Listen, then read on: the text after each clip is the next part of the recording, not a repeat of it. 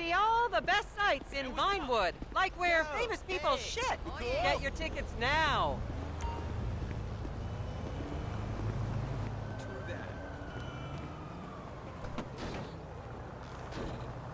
As I am contractually obliged to say, buckle up, everyone. It's showtime. Hey, you missed your training session. Fucking shit! Vinewood is often referred to as the anal bleaching capital of the world. I'm just gonna go with the flow.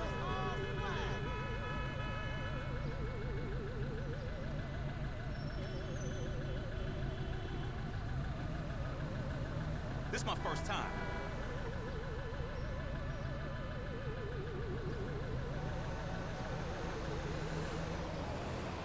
I hope this one's better than that time last year.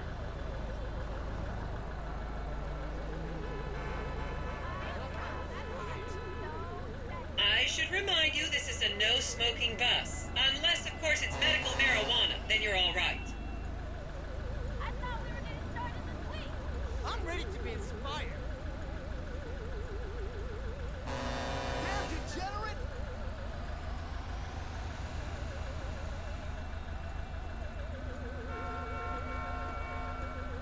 This better not be born.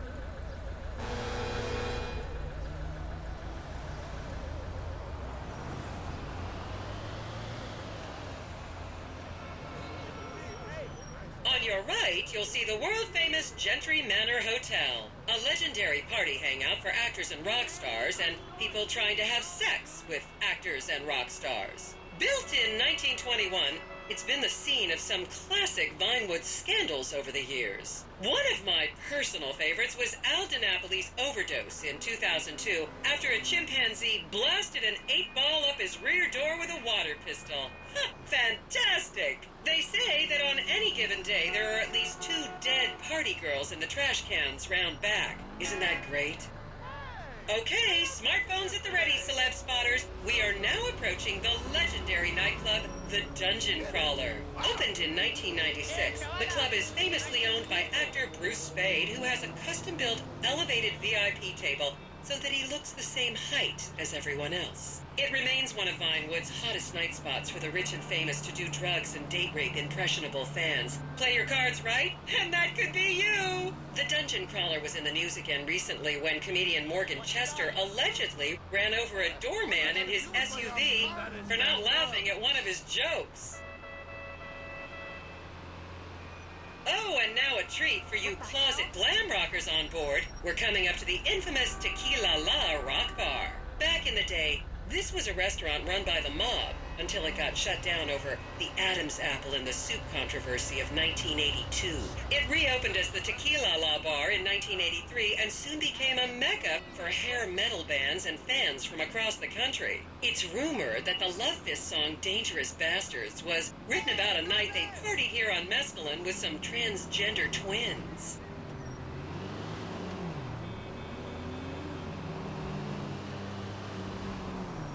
Now, this house up ahead is one of the many private residence of action movie director Mark Fostenberg. Fostenberg still maintains he was out of town when a 15-year-old Mexican girl was found dead in his pizza oven in 2007. The case was settled out of court and all charges were dropped. The girl's family now live on the next street. So this is the house of television exercise guru The Craze. You might have seen him degrading himself recently on Rehab Island. Do any of you remember the 80s? Strange times. People didn't go to the gym back then. They did jumping jacks in front of the TV and leg warmers and headbands. The Craze swapped his gold lame leotard for a crack pipe in the 90s, but is reportedly now clean and in the best shape of his life. That's Vinewood's code for, he's trying to make a comeback.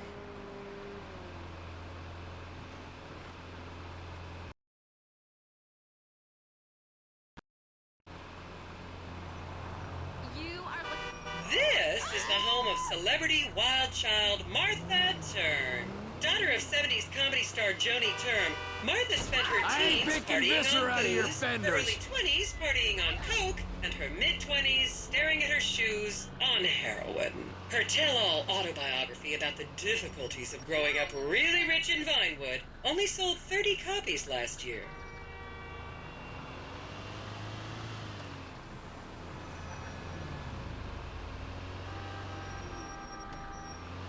She is the worst casting director.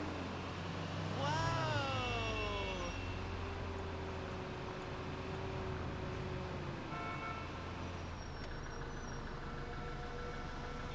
I was a member of the jury in the 1991 movie Last Will and Testament. They cut my line. Just up ahead is another place to see and be seen in Rockford Hills, the Richmond Hotel.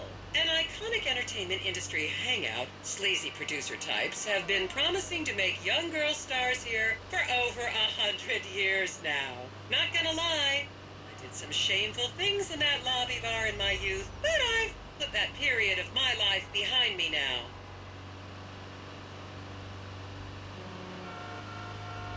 Hey, Big Mama, how y'all doing? I want my money back. I'm feeling okay. Did you get my numbers? Hey there!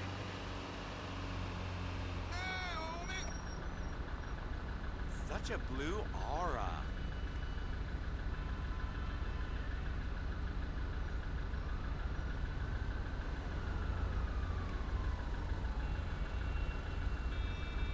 Imagine if this was all like an app.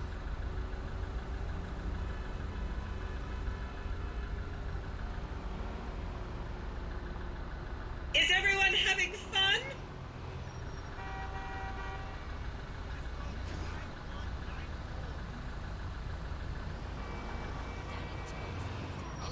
How long does this thing last? You're insane.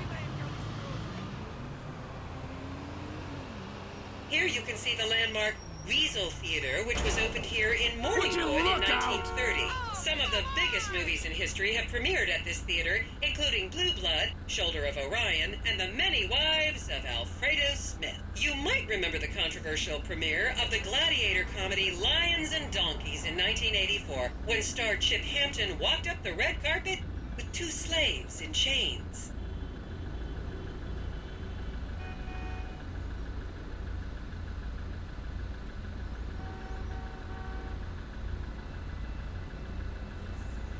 Transcendent.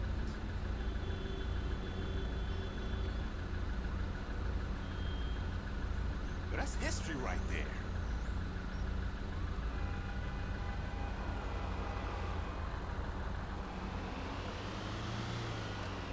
Count yourselves lucky, my prescription just got renewed this morning. Hey, you know Mel's having a party later. Wow.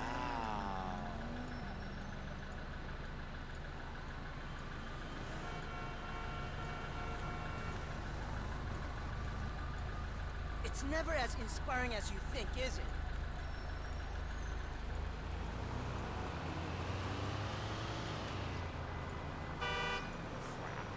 That's pretty impressive.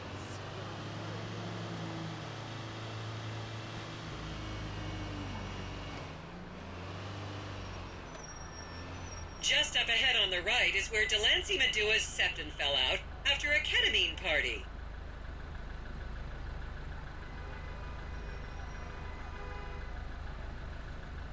I love that.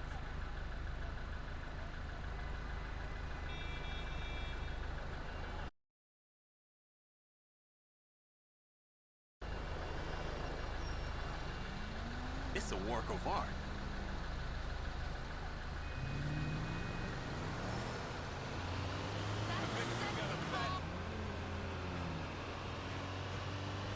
It's like looking into your own soul. And now to our left, ladies and gentlemen, is the famous Richard's Majestic Studios. The product placement for classics like Nelson and Naples and Rum Runner, and the not-so-classics like Vinewood Zombie and Shoulder of Orion 2, was shoehorned into the final edits right behind those very gates. Everyone has a favorite Solomon Richards movie. An American Divorce really helped me through a difficult time when I was bankrupting my first husband.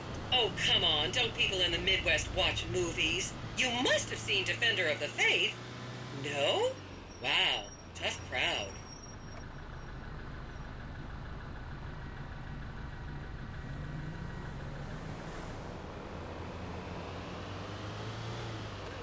Remember, these people are rich and beautiful. That makes them better than us.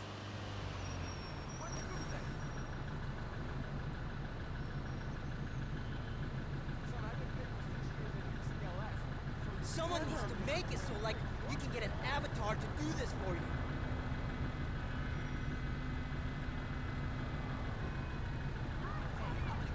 What on earth? This tour is terrible.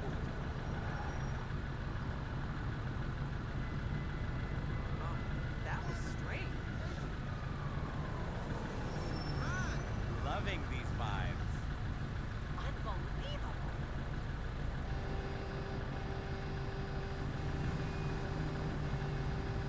Keep those cameras out and fingers on the trigger. Celebs are skinny and fast.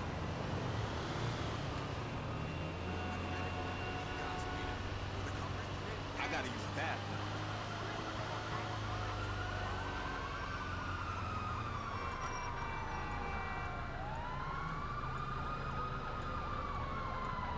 I feel so clear and clean. Whoa. We need to find peace, bro. 不可相信。 Imagine if this was all like an app.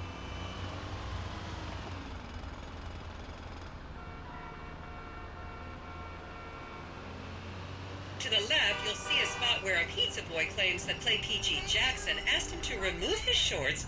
Sounds good.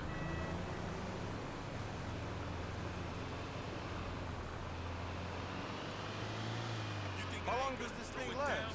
Okay, people, get those cameras out. This is Portola Drive. You won't get a better chance to spot a celebrity in its natural habitat. As you can see, the recession hasn't hit this part of town very hard. These are some of the most offensively high-end designer stores in the country. And now, some fun trivia for you.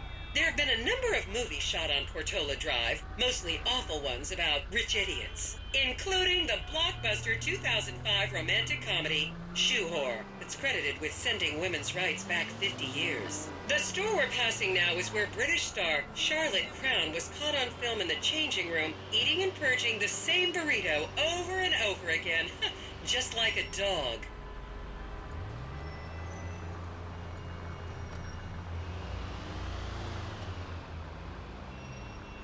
Internet shit right there.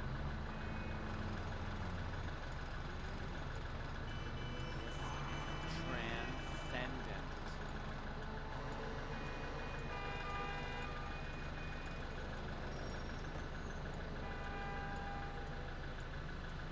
I'll never forget this.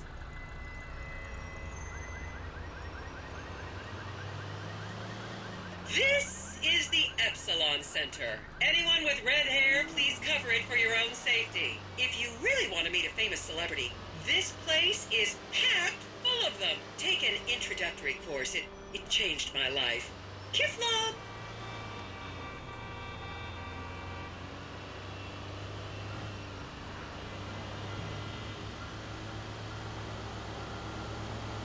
You'll recognize this stretch of road from those videos of Jill von Krastenberg with the Romanian shot put team. Such a blue aura.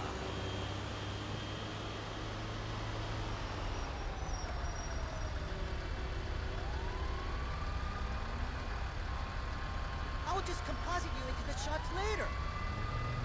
I got something to know. Every color of the rainbow.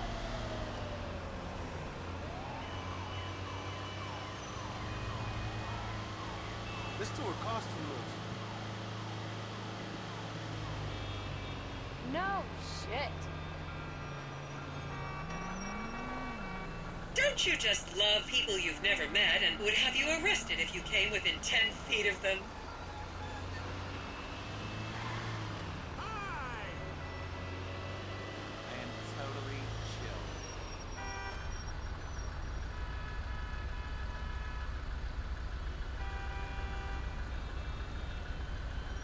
in that movie.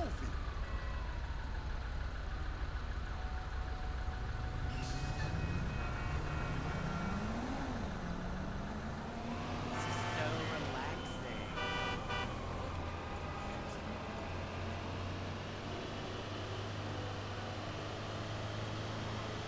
Please refrain from taking photos of ethnic minorities. They could be gang members. Why are my shots never as good as the ones in the movies?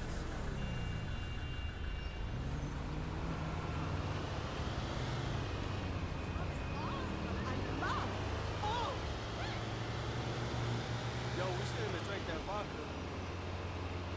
And here is City Hall. This is where the mayor's office is, if any of you care. You might recognize this building from the 20-minute final dogfight to save Earth in the movie Invasion Los Santos.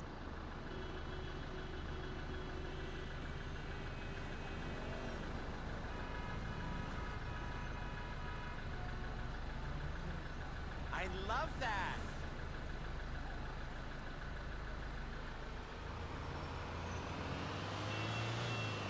Hey, you my dude, right? The next corner is where actor Scott Stevens famously prolapsed after a failed party trick.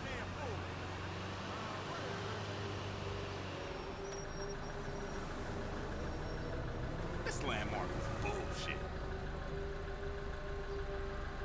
Hello there. Hey, man. What's up?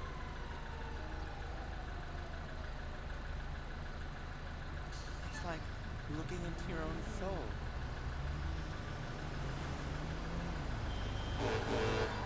Watch where you're going. Soon there'll be 3D models of all this online. And we won't have to go out.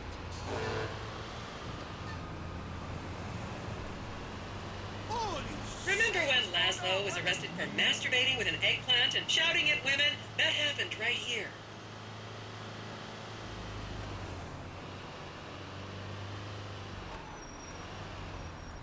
My mom told me about that.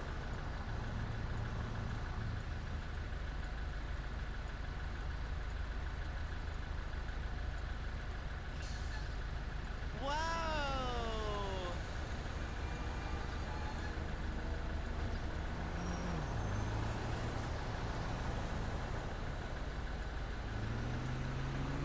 I've seen better.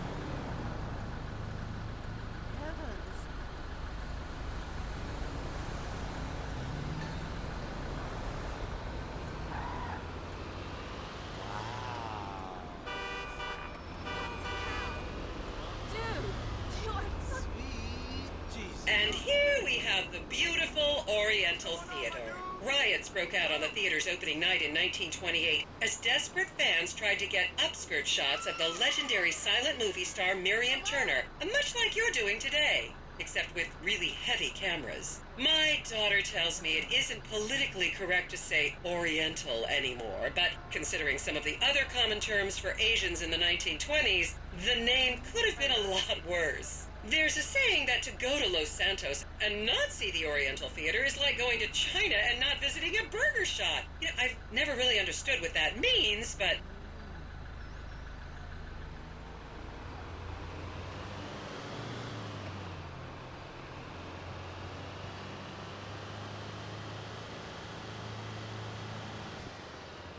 And here we are, back on the strip.